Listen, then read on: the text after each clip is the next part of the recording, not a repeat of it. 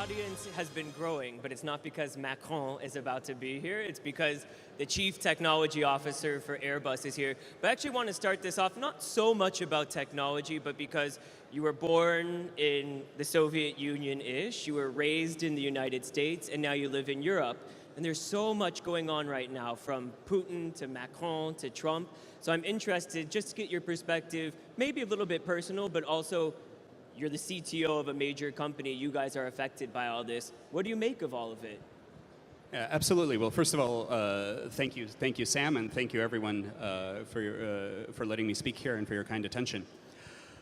It's a really good question, and I think it's important to, first of all, zoom out and remember that the sort of inexorable trend of globalization has really been going on for some years and continues. So we see global air traffic doubling every 15 years, for instance.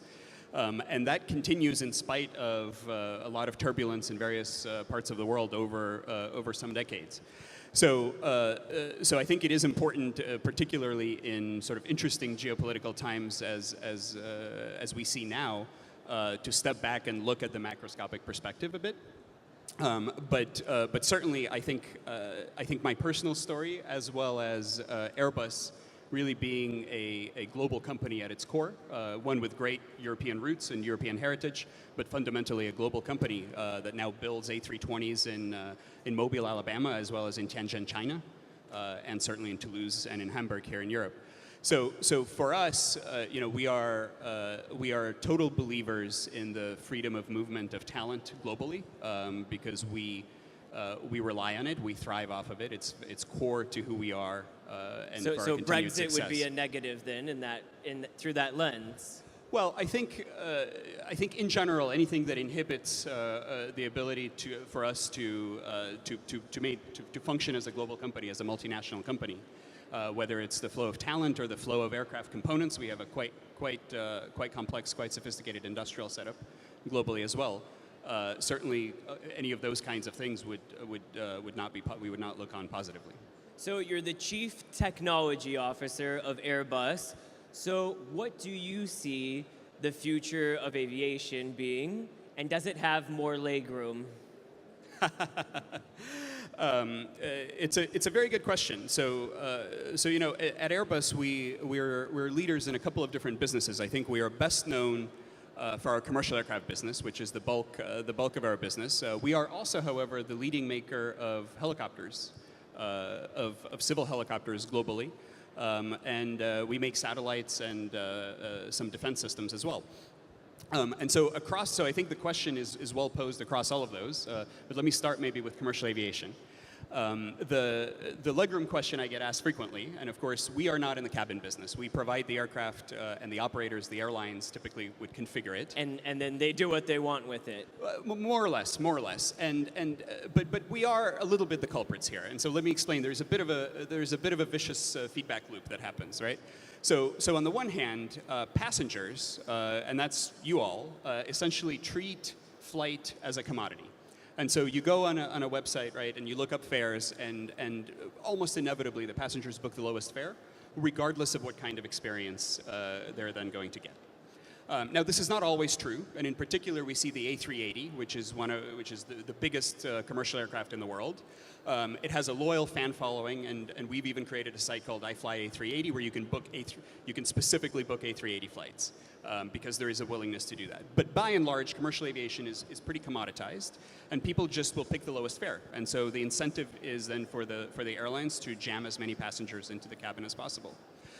So you're blaming us. Well, so a little bit, and I do think that there is room for innovation here, and I do think that at some point digital will disrupt this, where people will be able to rate flights, for instance, and their experiences, and look at the feedback, because hotels, for instance, are not a commodity, right? People read reviews, people look at pictures, people read other people's experiences. So I think this could happen in air travel as well, but we are a little bit the culprit as the maker of the airplane.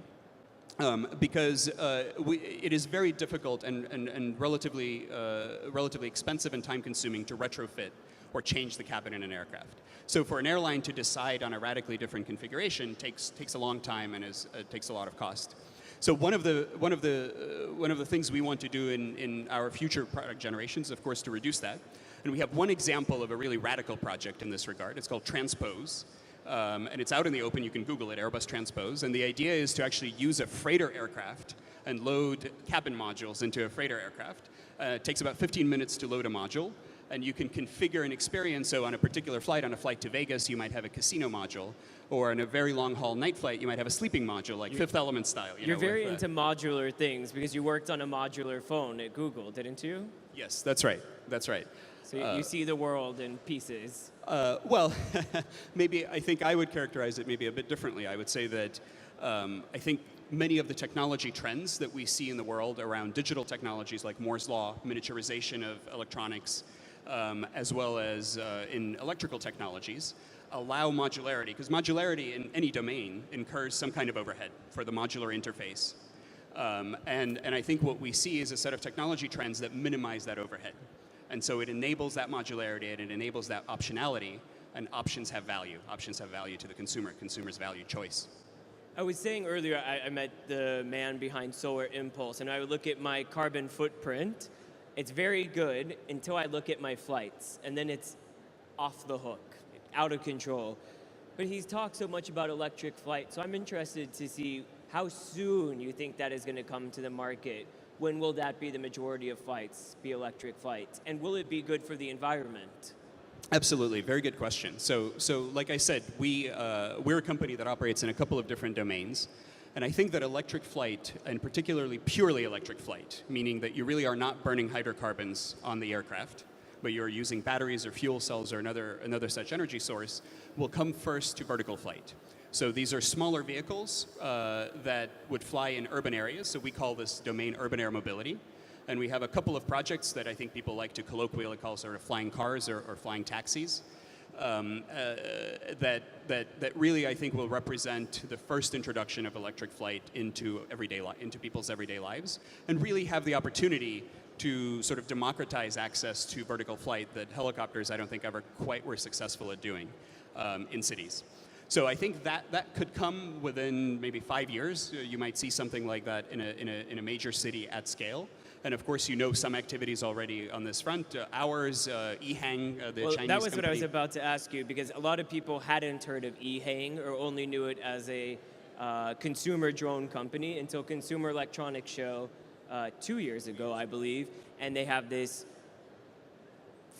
human drone, they call it, basically, where you can get inside of it, you're the only person, and they're saying they're going to debut it in Dubai.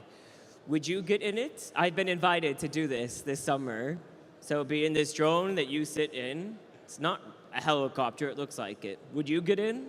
Well, I think I would check before I would get into any such vehicle, whether it's an Airbus vehicle or an EHang vehicle. I would check whether it's certified to the same kinds of standards that you would expect a helicopter or commercial aircraft to be certified. And frankly, we see this as one of our competitive advantages in this space. Is we come at it from the know-how of building extremely safe, extremely reliable passenger transportation vehicles.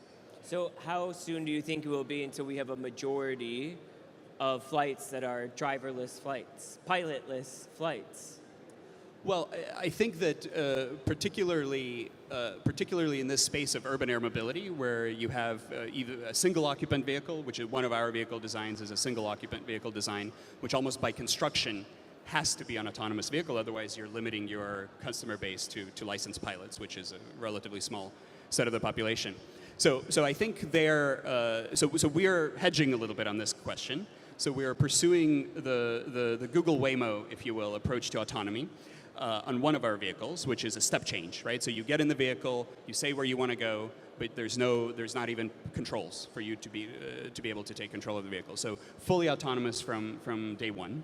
And then we have a second vehicle where we're taking a more incremental approach, kind of the Tesla autopilot approach to autonomy, where it will be piloted, but then we will increasingly give pilot aids until ultimately perhaps that vehicle also can operate And in these type of fields, who do you predict or who do you see as your main competitors? Is it Tesla? Is it Uber? Yeah. So I think that historically, of course, we are an aircraft OEM, right? So we make the product, we sell the product to the operators, and then we provide some life cycle services to the product.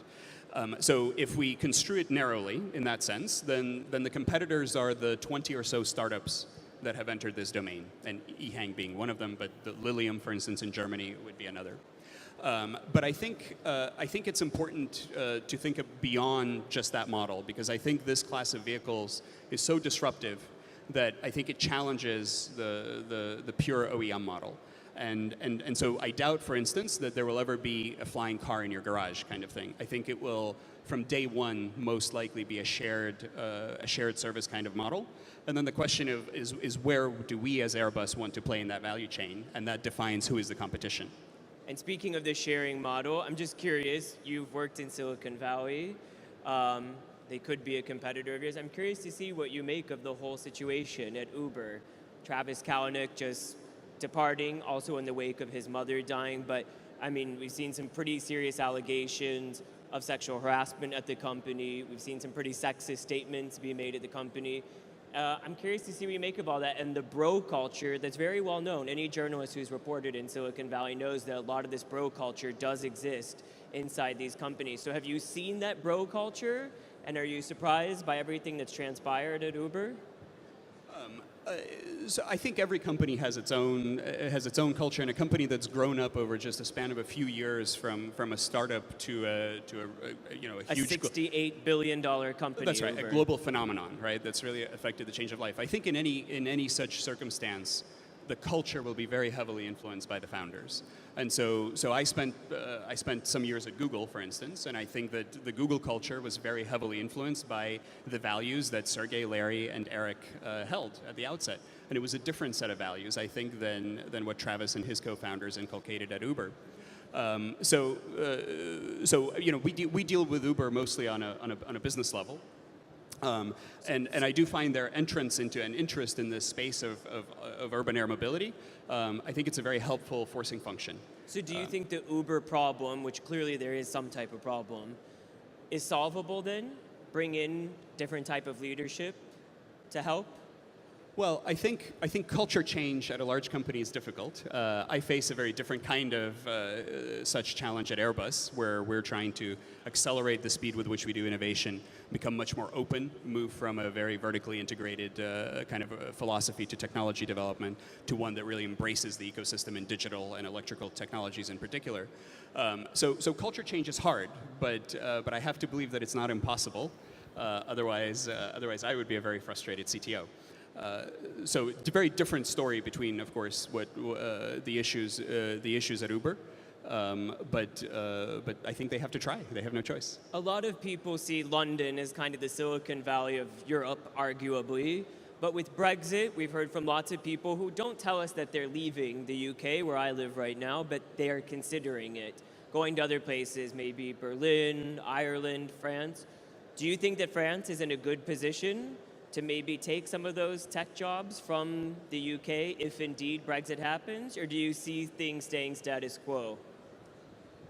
So I honestly don't know the answer to that, but what I do know the answer to is the fact that I'm a relative newcomer to the European tech ecosystem, and so I've had the chance to observe a bit. And Airbus, of course, is even within Europe, kind of a Franco-German with the UK and Spain also being partners company.